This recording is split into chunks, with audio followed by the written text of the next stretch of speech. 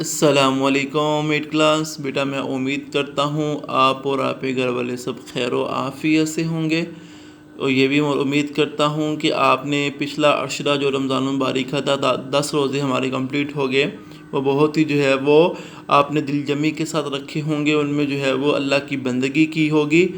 اگر کوئی کمی کوتاہی رہ گئی ہے تو یہ دوسرا عشرہ ہمارا شروع ہو گیا، آج 11واں روزہ ہے۔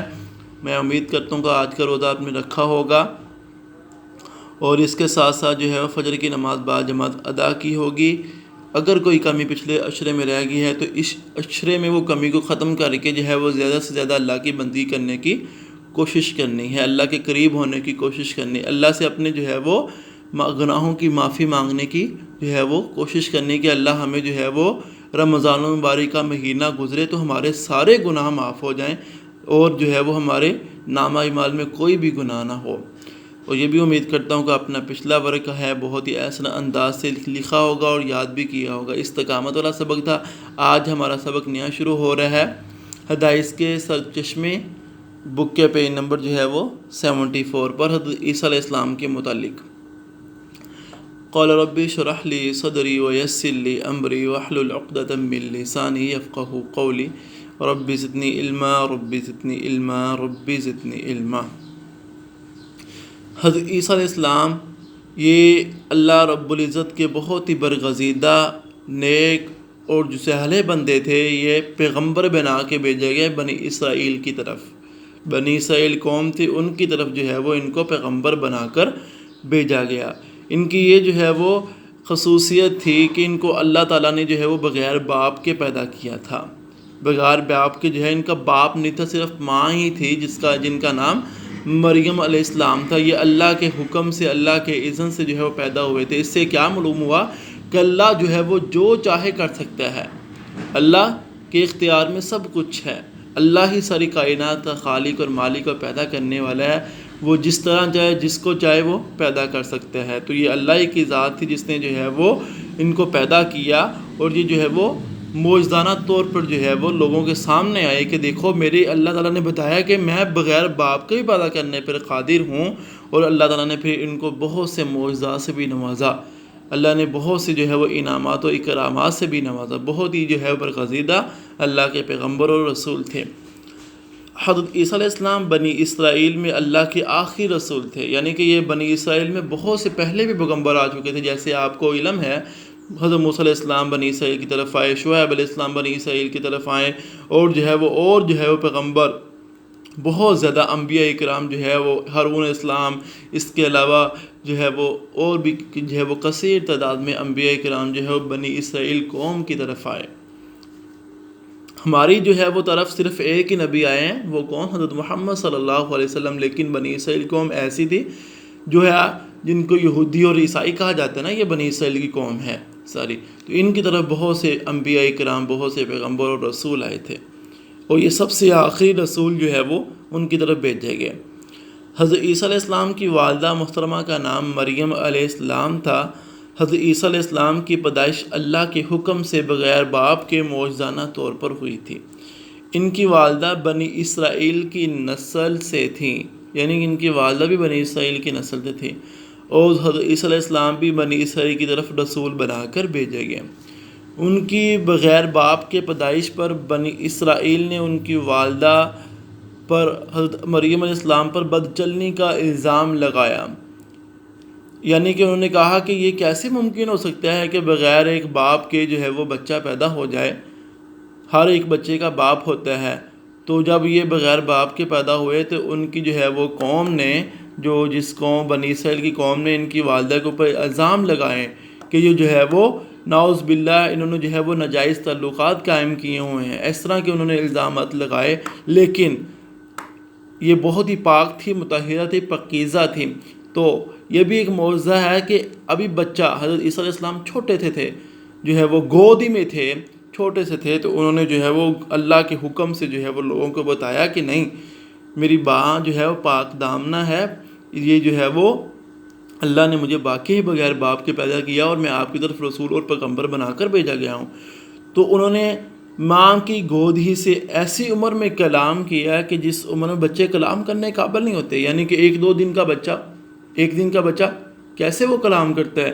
لیکن اللہ نے ان کو قوت غذائی دی تو جو ہے وہ بولنے لگے، انہوں نے اپنی ماں کی پاک دامنی کو ثابت کر دیا کہ واقعی میری ماں جو ہے وہ پاک صاف ہے، ان کے اوپر آپ الزام نہ لگائیں۔ آگے ان کے معجزات ہیں۔ حضرت عیسیٰ علیہ السلام نے قریباً 30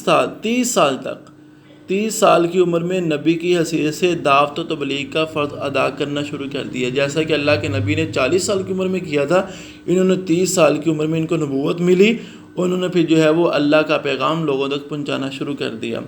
یہود کو بے روح مذہبت کی بجائے اللہ کی محبت، انسانی ہمدردی، حاجت مندوں کی امداد و توحید خالص کی تلقین کی کہ تم جو ہے وہ اپنی جو ہے بے روح جو آپ کی مذہب ہے اس کو چھوڑ دو، اللہ کی محبت، انسانیت کے ساتھ ہمدردی کرو۔ وہ لوگ جو ہے وہ ایک دوسرے کو قتل کرتے تھے، چھوٹی چھوٹی باتوں کے اوپر جو ہے وہ قتل و غارت کر دیتے تھے، انسانوں کے ساتھ ان کو ہمدردی نہیں تھی، جو ہے وہ ضرورت مندوں کی جو ہے وہ امداد نہیں کرتے تھے۔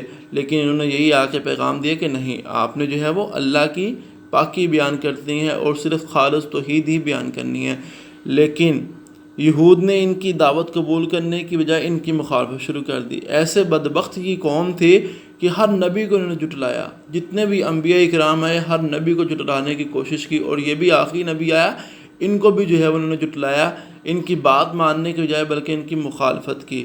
حضرت عیسیٰ علیہ السلام کو اللہ تعالیٰ نے بہت سارے معجزات سے نوازا، عطا فرمائے۔ اس زمانے میں طب یونانی عروج پر تھا، یعنی کہ جو طب کا جو ہے وہ علاج تھا بہت ہی عروج پہ تھا، ڈاکٹری کا علاج بہت ہی عروج پہ تھا۔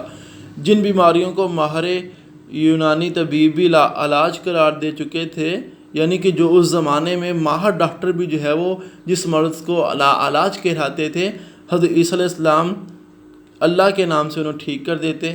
پیدائشی نابینا دیکھنے لگتا، پیدائشی کوئی بچہ جو ہے وہ پیدا ہوتے ہی جو ہے وہ آنکھوں کی بنائی کی ختم ہوتی، نابینا ہوتا، تو اس کو اللہ کے حکم سے جو ہے وہ بینا کر دیتے، یعنی وہ دیکھنے کے قابل ہو جاتا۔ کوڑی اس وقت تندرست ہو جاتے، یعنی کوڑ کا جو مریض تھا نا، مرض تھا، اس وقت جو ہے وہ تندرست ہو جاتا، کہ حتیٰ کہ عیسیٰ علیہ السلام اللہ کے حکم سے مردوں کو بھی زندہ کر دیتے۔